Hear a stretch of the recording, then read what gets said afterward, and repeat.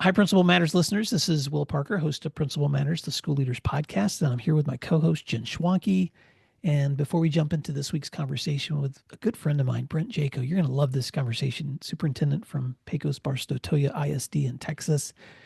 Jen, we always start with the Q&A.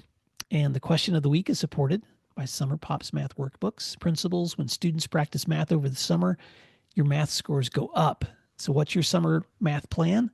A great way to start is by ordering free summer workbook samples at summerpopsworkbooks.com. And Jen, when I talked to Pete, who is my friend who you order from at Summer Pops, he sent me some of those samples, and my wife Missy, who was a math teacher, read through them with me, and she was like, thumbs up. These are ones that Principal Matters needs to be supporting. So check those out, Principal Matters at summerpopsworkbooks.com. But here's our question before our interview this week. And this comes from an administrator who wrote this question into a survey I sent. How do you foster collaboration within your admin team? And I know that question may apply to some people who are on teams, because I know some principals are solo, but we work with principals who are in big teams. So admin team can mean a lot of things. So let's go there for a minute. What would you say to that person? I think about teams in administration or even teacher teams or central office teams.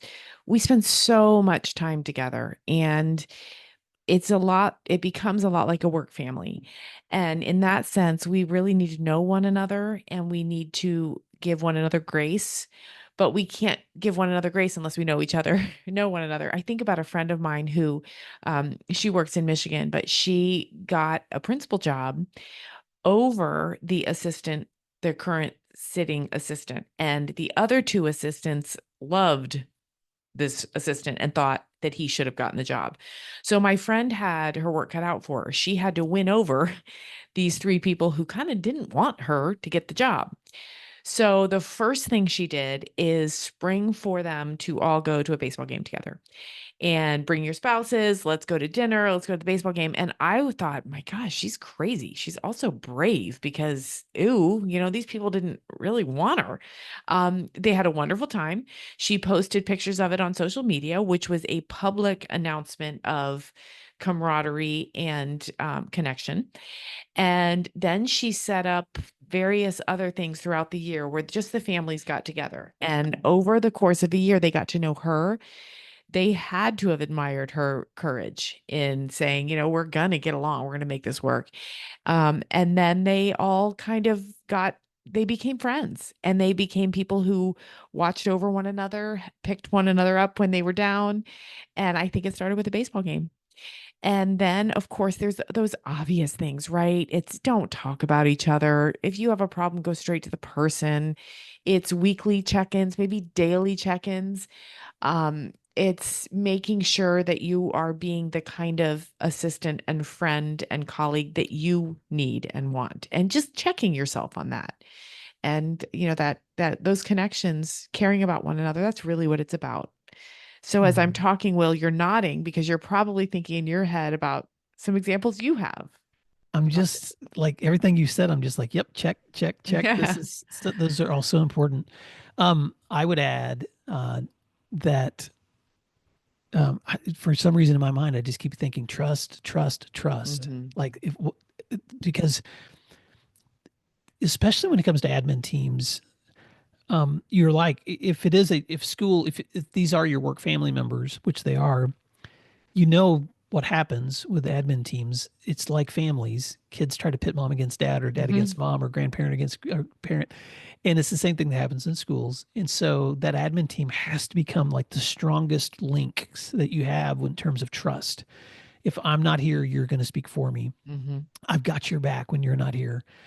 I would do in this situation what you would do if you were here, because that's how you build trust. So having said that, I'll just add a few things that I think are maybe some, I don't know, things I've seen done that are helpful. One, just to come back to something you said, if you're bringing in a new admin member, man, celebrate them, publish them, do a highlight on them, make sure people know who they are. I remember when I joined the team at my last school, as first I came in as an assistant principal, and later I became the principal there. They took a photo of me with my family. They put it in the local newspaper. They put it out on social media. They made it such a big deal. It made me feel so welcome. So that, and Hmm. that became our practice for anyone else that we brought in Hmm. at that moment. Um, if you're at the high school or secondary level and you have to do a lot of game supervision, then host some tailgate parties. Get Hmm. together on those times where you have to be there anyway to supervise and make it fun. My former superintendent, Rick Thomas, used to host tailgate parties either for all the admins before a game, or sometimes he would even have potlucks at his house before the game, because depending on where we were, schedule time together, which means that if you don't already have it embedded in your schedule of when you're going to circle up and huddle up with your team, you need to be doing that. It needs to be a scheduled time every single week. And like you said, sometimes there needs to be debrief moments every single day, just so that you can just kind of run through the things that both of us need to know, or the group of us needs to know. So I'll stop there because I know this is just a Hmm. 5 minute Q&A, but I think that the dynamics of a strong admin team can really make your work so much more valuable. And you're right. If you sense that there's any place within that relationship where trust is being threatened or has been damaged, you need to address it immediately. Hmm. Because, I mean, there is no more important relationship to me than knowing that as a team, we've got each other's backs and we're there for each other so that we can have a unified front when it comes to the important work we're doing. Right, right. Yeah, I think it's intimidating to think about how to bring a team of leaders together because leaders all want to be the leader, right? But it is it's there's nothing more powerful than a group of leaders who are working in, kind of in concert, as they say. Everybody has their part, everybody has their voice, and it comes together to create some beautiful music. Well, this Q&A was a really great segue to the conversation you're getting ready to hear with when I talked to Superintendent Brent Jaco, because Brent, I've been able to visit his district a couple of times. I've been able to work with some of his teams virtually through Grow Academies. And so I've gotten to know his admin teams. And man, you talk about some really great examples of cultivating and fostering trust in a community that has seen dramatic improvements over the years. And so, Principal Matters listeners, I hope you take away some important thoughts from that conversation. And Jen, if folks want to connect with you as they're stepping into this week, how can they do so? Absolutely. Find me at jenschwanke.com. And you can always find all of our resources at williamdparker.com. I hope you enjoyed today's conversation, and thanks for doing what matters. Thanks, everyone. Principal Matters Podcast, episode 433. Hi, friends. This is Will Parker, host of Principal Matters, the School Leaders Podcast, where each week we bring you inspiring, innovative, and imaginative ideas for your own school leadership. This week, we're going to talk about the benefits of trust with my special guest, Brent Jaco. Brent Jaco is in his 5th year as superintendent of Pecos Barstow Toya ISD in Pecos, Texas, and he has led the district through amazing improvements, including the passage of 2 bonds since 2021, totaling over $625 million. These bonds enabled the construction of 2 new elementary campuses, the first in over 45 years, along with new facilities for maintenance, child nutrition, technology, and a state-of-the-art career and technology education wing at Pecos High School. He's been an athletic trainer, athletic director, assistant principal, and principal before moving into district administration. Mr. Jaco possesses a master's in business admin with a focus on organizational leadership from Ashford University and an undergraduate degree from the University of Houston. Before his career in education, he honorably served our country as a U.S. naval officer from 1994 to 1998. Not to date you, Brent. But Brent Jaco, welcome to Principal Matters Podcast. Why don't you fill in the gaps on that intro and tell listeners something they may be surprised to know about you? Well, Will, it's a pleasure to be here with you and with all your listeners. I think you covered it pretty well. I have had a great career and really have enjoyed each and every ride, a lot of diversity along the way, and it has allowed me to grow and develop my leadership in that journey. Well, you and I have known each other long enough now, Brent, that I consider you a dear friend. We met all the way back when you were also serving in the Texas Association of Secondary School Principals in that role before you stepped into district administration. I didn't even put that in the bio, but thank you, first of all, for your leadership, but mostly for your friendship. And I'll say this so listeners know, if you ever want to enjoy the outdoors, camping, or a Jeep ride on the beach, I mean, Brent Jaco is the man. That's So it. yeah, you're the man. I have a great Jeep. I love it. We have an off the road, off the grid trailer, and we like to get out and get away, and it's a lot of fun for us.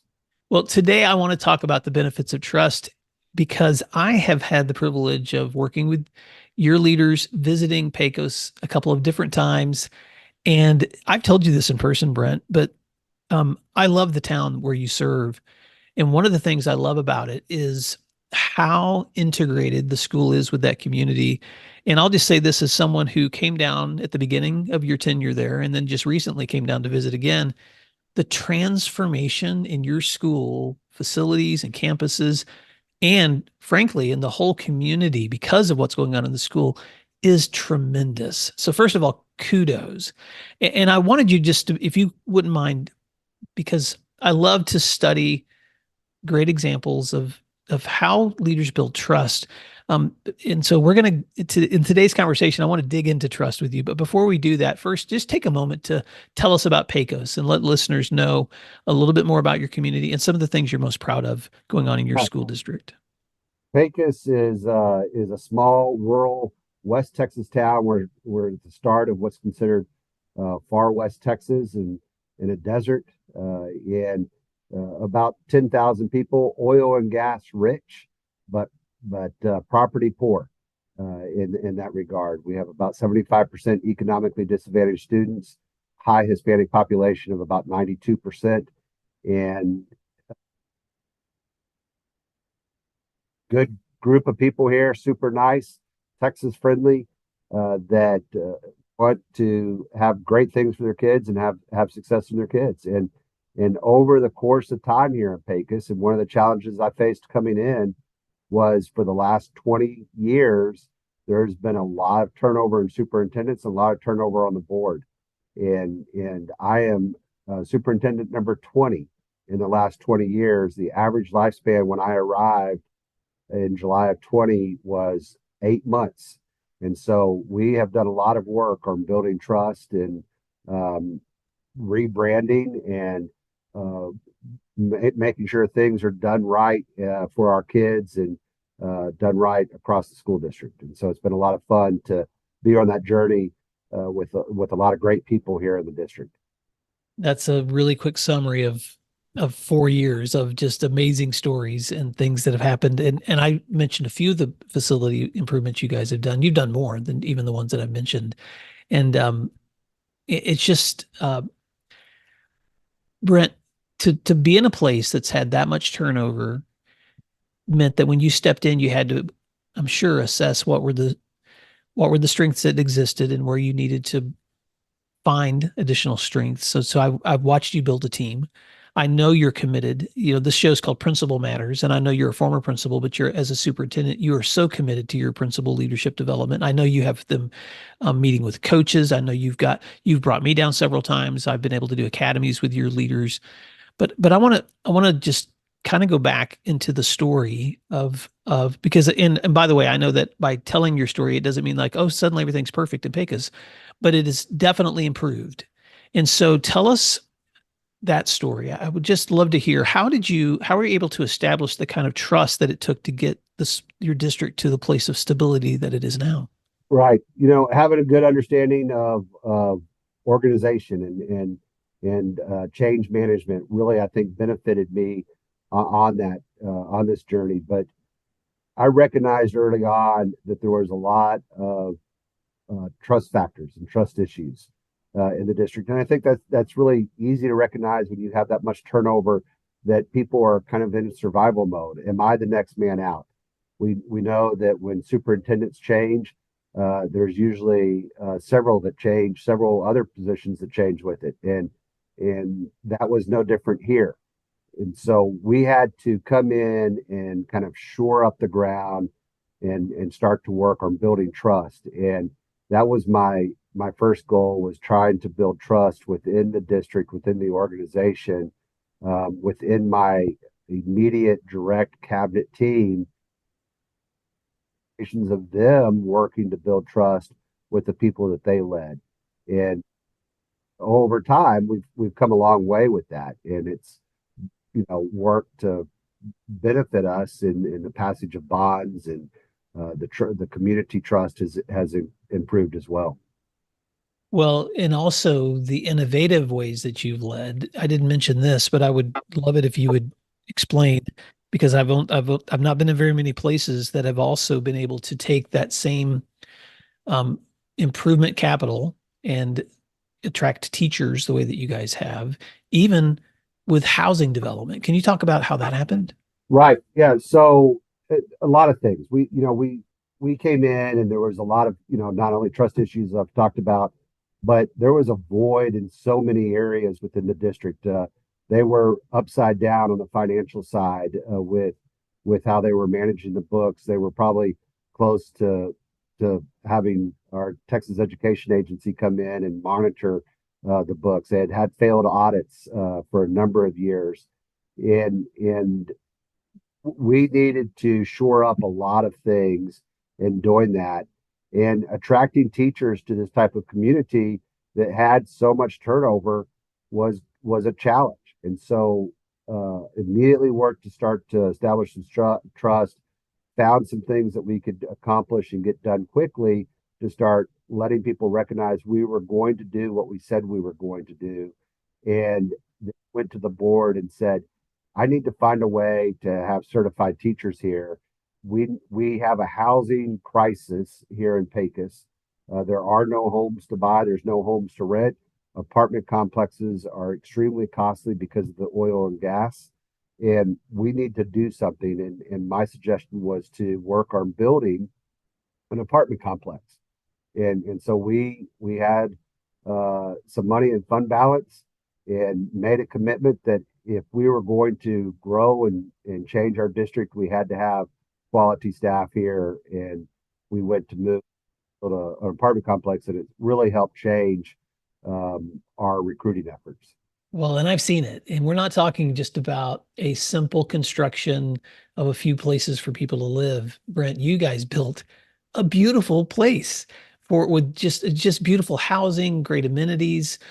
You built it in a way where people could have shared community. So kudos on not just providing a housing option, but one of the nicest places that people would want to live in Pecos. Right. We really wanted to build a place like that, um, it's 64 units. They're in 8 different housing blocks, 8 apartments in each block, but they're all right together. They have some common areas where, uh, like a little gazebo area where they can go out and barbecue together, and they're taking advantage of that. They're doing that. We really wanted to build that community, and we tried to be intentional also in how we placed people into the different buildings. We have a survey that they fill out. We wanted to try to find connections naturally from interest and dislikes that people had, that we would put them in an area that they felt comfortable. And I think that's so important in education, because if we can go home and get some rest or have some good conversation with our neighbors, then we feel good about the day. We feel good about things, and we're ready to go the next day. And we know that the people around us are doing the same great work that we're doing, and we can um, collaborate with them and work with them on getting better. You also, I know, identified a huge need that your community and teachers had for early childhood development. And can you tell us the story of how you saw that need and how you guys redesigned the way you do, including an entire facility for serving those babies and preschoolers? Right. Throughout, I'd say throughout the country, I know in Texas for sure, but really probably throughout the country, daycare is becoming very challenging and extremely expensive. And, we know in corporate America, there's a lot of benefits that are offered to employees for childcare and those types of things, probably not so much in the public sector. But when I came, we had a small daycare for a handful of our employees, and also for any students that would become pregnant or have a kid, that we wanted to make sure that they had ability to finish high school and that their kid was going to be taken care of while they were finishing high school. And so we took that concept and expanded it to better serve our community. And right now, the daycare is opened up. We have a facility that can serve about 230 kids. We partner with our local taxing entities and uh, allow them to come and be a part of our daycare. And just interestingly enough that you brought this up, Will, earlier this week, the Texas Workforce Commission reached out to us and asked if they could now partner with us on our daycare as well too, and they want to do that, and so they're willing to partner and be a part of what we're doing with our daycare, and I foresee us opening it up to our community, uh, full force coming next year or even as early as this spring, just because we have some room and we want to make sure that we're serving our kids. And what I'm so excited about is at 6 weeks old, they can get in and we serve them from 6 weeks to 3 year olds. And we have curriculum for them. We train our teachers. We send them off to preschool type of training and to get coached up on that. And so I know our kids, our littlest learners, are going to be well prepared for pre-K, 4-year-old school that we offer in our regular campuses. Let's take a moment to thank our sponsors, and then we'll be right back. Everyone talks about the power of data-driven instruction, but what does that actually look like? Look no further than IXL, the ultimate online learning and teaching platform for K-12. IXL gives you meaningful insights that drive real progress, and research can prove it. Studies in nearly all 50 states show that schools that use IXL outperform other schools on state tests. Educators who use IXL love that they can easily see how their school is performing in real time to make better instructional decisions. And IXL doesn't stop at just data. IXL also brings an entire ecosystem of resources for your teachers with a complete curriculum, personalized learning plans, and so much more. It's no wonder that IXL is used in 95 of the top 100 school districts. Ready to join them? Visit IXL.com/PM to get started. Hi, friends. Did you know that Principal Matters, the School Leaders Podcast, has been downloaded over 1.5 million times? We are so proud to share conversations, interviews, and resources to support leaders like you who are serving school communities worldwide. And I'd like to invite you to explore our books, our professional development offerings, our Grow Academies, our masterminds, executive coaching, and keynote presentations, because we're here to help you and your teams build schools that you're proud to call home. So here's my question. How are you planning to keep growing in the semester ahead?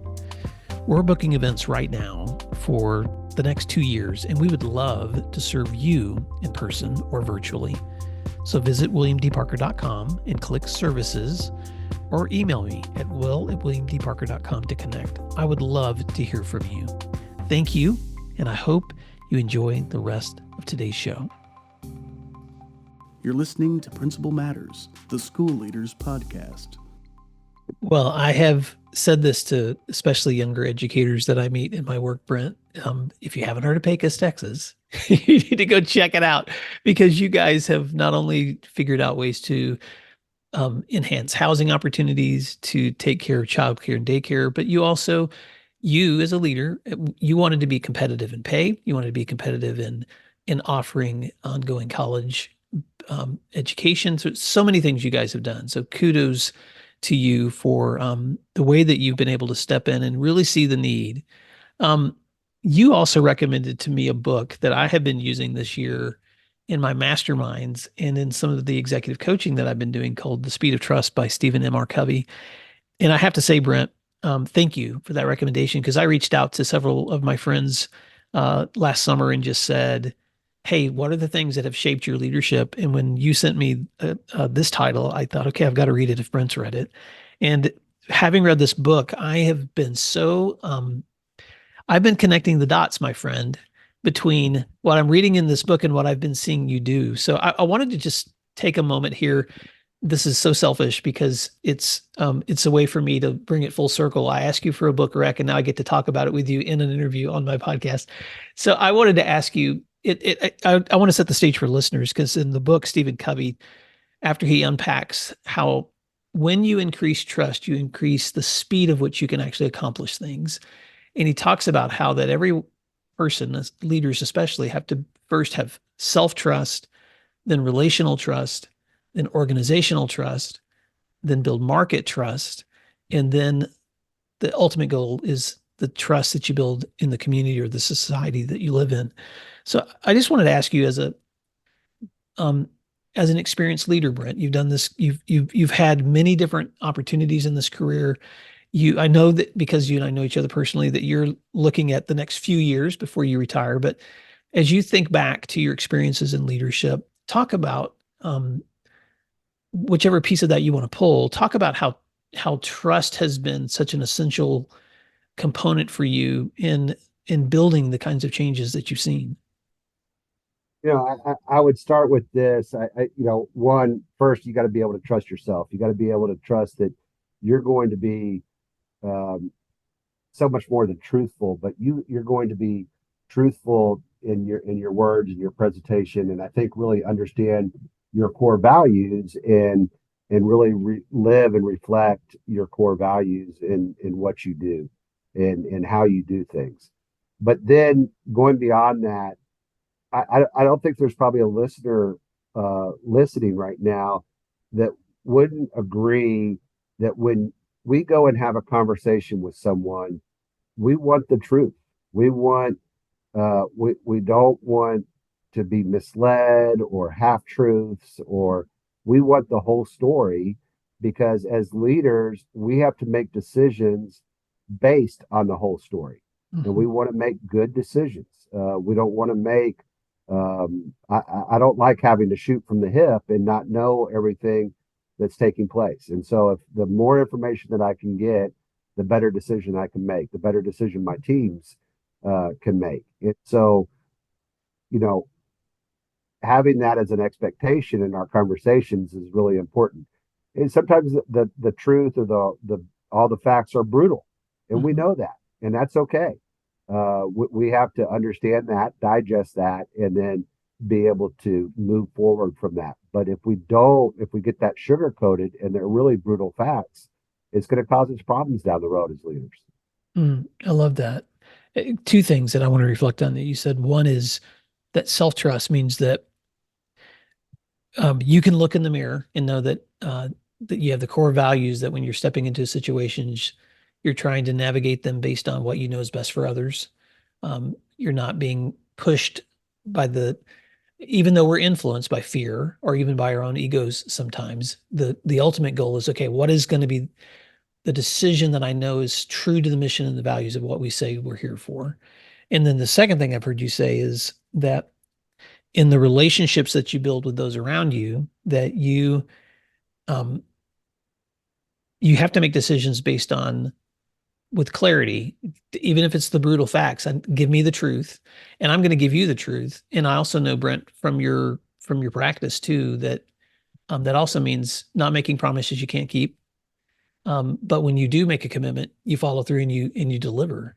And if you don't mind, I would love for you to just sit on that for just a moment, because I know that early in your time at Pecos, um, and this isn't to cast any shade on the people before you, but I know you were stepping into a situation where you knew improvements needed to be made. And you also realized that you had to prove yourself first to your community that you could keep promises before you could expand to the things you're doing now. So tell us how you were able to kind of manage that dynamic. Well, we came in, and I think one of the things, there was a lot of um, dysfunction taking place, and so we just quickly tried to shore up what we could and talk about that and paint a vision. I think that's what's so really important for a leader to be able to do, is despite what all is going on around you, that you are able to have this vision of where you want to go, and you're able to articulate in a quick elevator speech, articulate how you're going to get there and what are some things that need to take place and happen, and really kind of start to show that you'll get there. And I believe you start to bring people along when you're able to do that. Or you hear pushback, and it makes you pause and think about, okay, the vision doesn't need to necessarily change, but maybe my path needs to, just shift a little bit, or I need to be better at explaining X or something along that line that will help articulate direction and the work that needs to be done for us to move forward. And so we did that initially and tried to get things in place before going out for our bond in 2021. I came in July of 2020. They had two significant failed bonds. There was a lot of mistrust, mismanaged finances, and we worked hard to right the ship. I had a lot of community meetings, was out on the stump, if you will, for trying to pass a bond.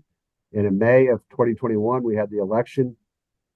Two propositions, one passed by 55%, the other passed by 3 votes. So I knew that there was still a lot of work to do.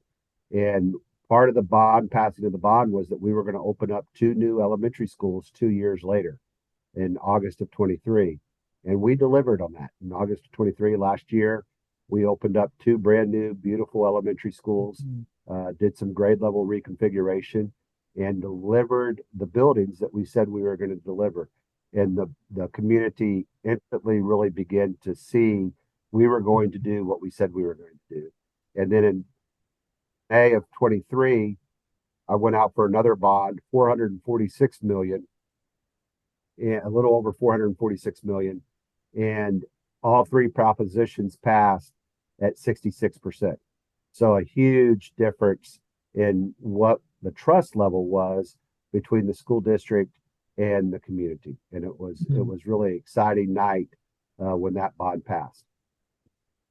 That's amazing. And I love that story. I've walked those elementaries, and they're just such beautiful facilities. And I remember you telling me, Brent, that when people stepped in there and they saw that it was what was promised and it was delivered on time, which, by the way, I know almost no districts whose buildings get opened on time.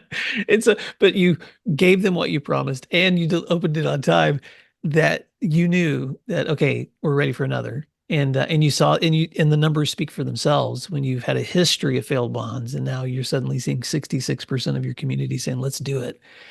So congratulations.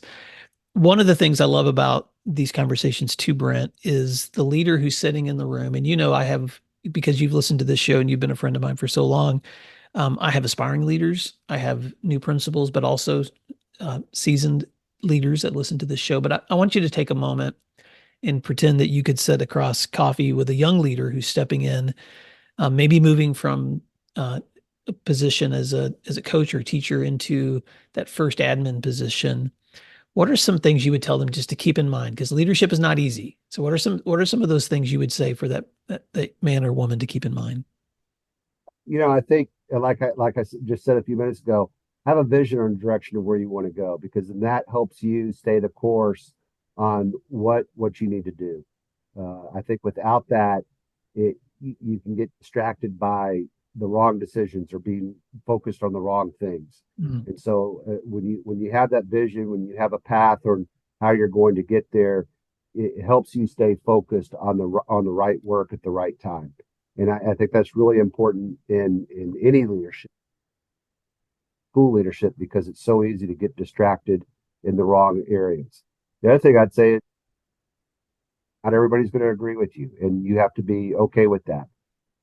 You are working to do the right work for the kids in your district, for the kids in your campus, and you want to stay focused on that work, and realize that people are going to have different opinions, but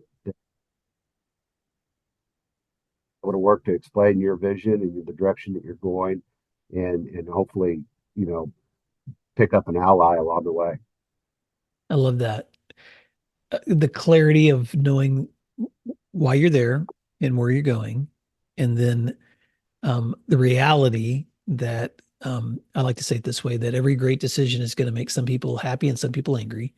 You'll never make everyone happy Right. Right. in that role of leadership. We're not, leadership is not about running a popularity contest.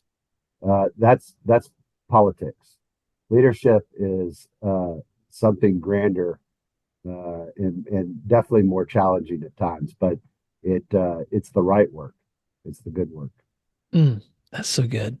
Now I want to take that same question now, because I also know I'm talking to a friend who's worked at almost every level in the education K-12 sphere. And so I also know that I have listeners that reach out to me and they're really wrestling with that change of, what would it look like if I went from assistant principal to principal, or building leader to district leader? And I'm just curious, what advice would you give to that leader who may be stepping out of that building level and into the kind of support where they're influencing more than just one side or one group of teachers or one group of students? Yeah. Well, my philosophically, my belief in leadership is that everyone is a leader in their own right. Whether you're a custodian or a cafeteria worker, a teacher, a paraprofessional aide, assistant principal, principal, district administrator, or even the superintendent, we are all leaders, and we have to lead and manage ourselves. And I think that goes back to that self trust that you have to begin with. You have to be able to look at yourself and say, "Am I trustworthy? Am I leadership worthy in the position that I have?"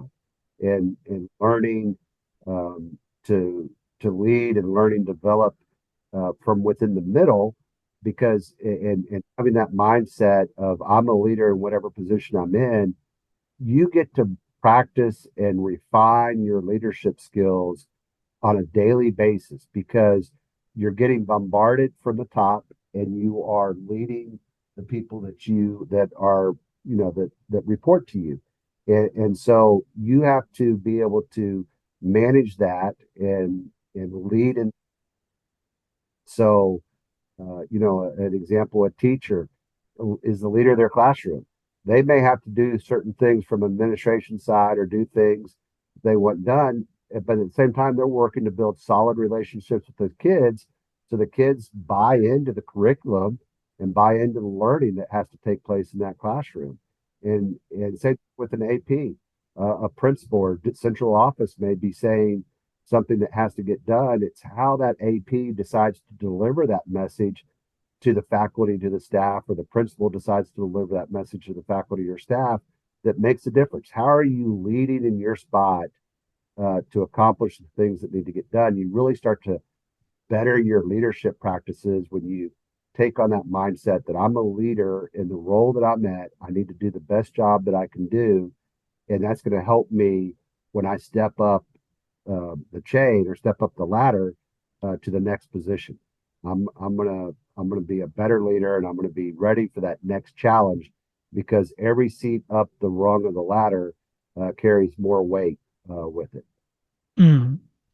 Wow, Brent, I want to just sit there for a second, because I feel like you're touching on something that I know is a tension in everyone's leadership. First of all, I hear you saying that what works in great classrooms works at every other level. So thank you for saying that. The leadership is not just a title. Leadership is everybody's a leader in what they do, but the greatest teachers, the greatest administrators are the people, in your words, that build relationships while at the same time inspiring others to accomplish the goals that we need to do collectively. Another way to say that, and this might be your formal naval officer training coming out, is learning to follow the orders that you're given, and by inspiring the people around you to also want to follow the orders. Right, absolutely. The worst thing I think you can say is, as a principal, is central office said we have to do X. That's the worst thing you can say. No, I tell my team from time to time, don't go away and say Jaco said this, you have to do this. That's not how we lead. We lead because we believe this is the right work and this has to get done. And you're able to explain it to the people you lead as being the right work and what needs to get done.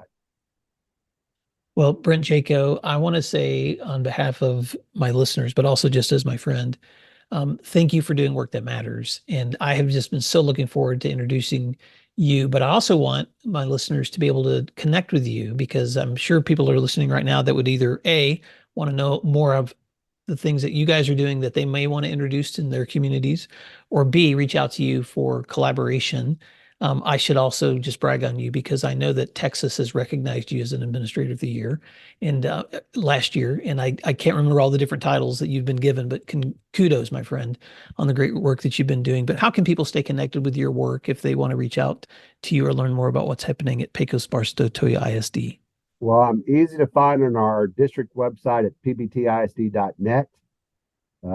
My email is there, easy to connect that way. We have a just ask button that you can do.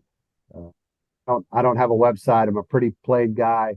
I'd give my cell phone, but I'm pretty open with a lot of things. But I'll probably pass it out my cell phone today. But office phone number here is 432-447-7201. But probably the best way to find me is on our district website at pbtisd.net. Doors always open. Shoot me an email, and I'll be glad to reach out and have a conversation. Willing to help out or talk about what we've done and how you may be able to do the same thing in your space. Well, Principal Matters listeners, I just want to thank you for taking this time today to learn together with me on how to build the trust that's necessary for great things to happen within your sphere of leadership. And Brent Jaco, thank you, my friend, for doing what matters. And I can't wait to see you again soon. And listeners, we'll see you next week. Thank you for listening to today's episode of Principal Matters, the School Leaders Podcast. If you enjoyed the show, would you take a moment and like, share, subscribe, or leave us a review? In fact, if you share it out with a friend, even more people can become a part of these conversations. Sign up for our newsletter at williamdparker.com for even more free resources. And don't forget to check out our website to learn more about our books, professional development offerings, Grow Academies, masterminds, executive coaching, and keynote presentations. Wow, let's keep learning together. And thank you for doing what matters. Principal Matters.